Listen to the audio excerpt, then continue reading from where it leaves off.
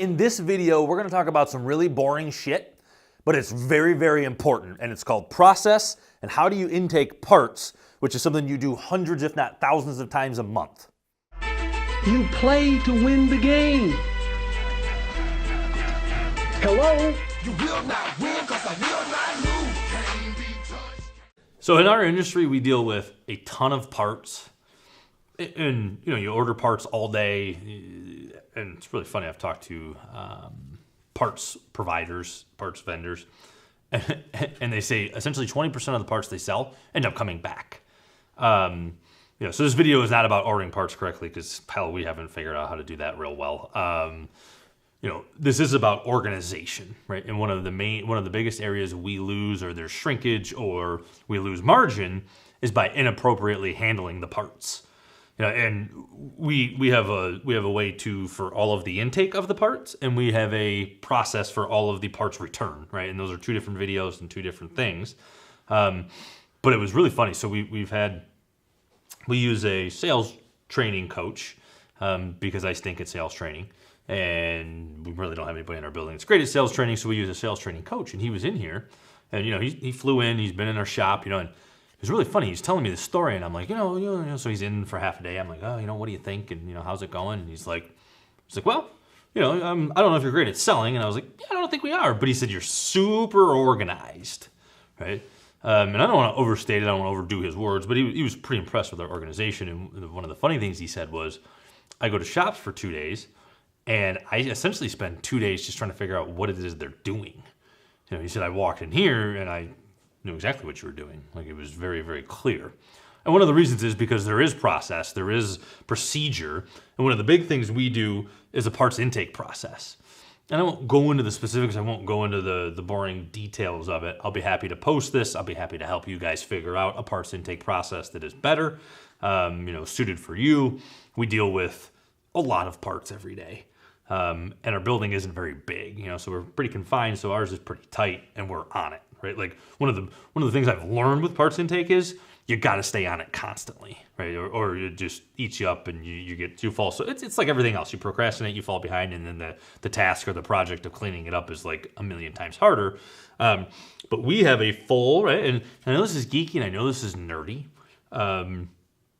It doesn't matter. I want to run the best possible shop that I can, right? So, and I don't probably love flow charts either. Maybe I do. Maybe I secretly love flowcharts. That's a lie. I probably do, like in my core, because I make a lot of them.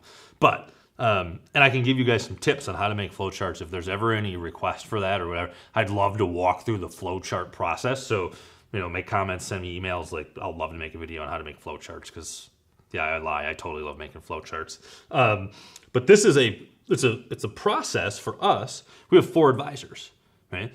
So we want to make sure we get the parts invoice to the correct advisor. We want to make sure we get the parts onto the correct shelf. We want to make sure that the technician knows always what advisors that he's working with, and we stay in groups, right? So there's a very clear process to this. So the advisor really never has to tell the technician that his parts are here unless there's some particular reason to do it. The paperwork always gets to the right advisor. The paperwork at the end of the night always finds its way to the correct ticket, finds its way upstairs. It's all a process. So we have made essentially a flow chart, and it says start here.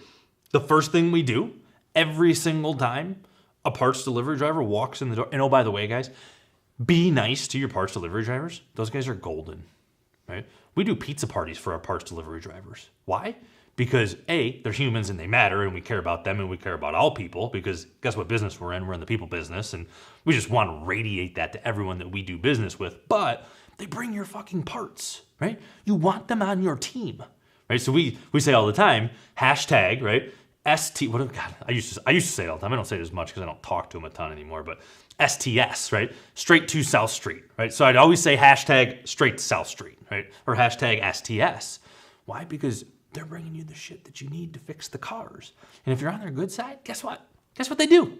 They kind of bend the rules. They might bring you apart before they go to the other shop that they probably should have gone to the other shop first, right? I don't know. And if they never do that, they're people, and they work really hard, and they help your business, help them out. That has nothing to do with our video. But the first thing we do is check for returns, right? So we have a whole return process, not related to this video, but that's the first thing we do. I don't give a crap about the parts that are coming in. The first thing I care about is, Give me my money back on the parts that are warranted, cores. I screwed up and ordered the wrong parts. I'm trying to get my parts back. That's the first thing we do, right? Next thing we do, we confirm part numbers and quantity. Always, always, always, right? I mean, you're pulling parts, they screw up. We get the wrong parts, we let them leave. Now we got a problem, right? And a lot of times what ends up happening, right? You've been there, they just grab the wrong parts out of their trunk, you sign, they drive away, and they got your parts in the trunk, and they're going over to the next shop, and the next shop's got your parts, and really now what ends up happening is you're waiting for them to bring them from the next, from the warehouse again, right? Then we decide whose parts, right? And I won't go through all the details, but this is like thought out, right? It's thought out and it's organized, and it just runs itself. So anyhow, you really, and the biggest takeaway from this video is every component of your business, you need to think about the process, the procedure, the policy, how you want it done, what should it look like. Does this break down? Yes, it does. Do we have, I'm pretty sure there's 4 variations within the literally just intaking parts. And for us, we're big. There's 4 variations in this, and it still breaks down, right? But the big takeaway is, man, you need process, you need procedure, you need policy, and you need to think about this stuff, right? Because this happens hundreds of times a month for you, and for us, it happens hundreds of times a week. And for shops that are bigger than us, maybe this happens thousands of times, right, in a month. This needs to be thought about. If you get a process in place, it becomes much easier. You know you have the right parts, and the return process becomes much easier. Hit me up. Love to help you guys out on this. Love to talk about this. Happy to show you where I make these flow charts, how I make them. I do love this stuff. So hit me up. Thanks.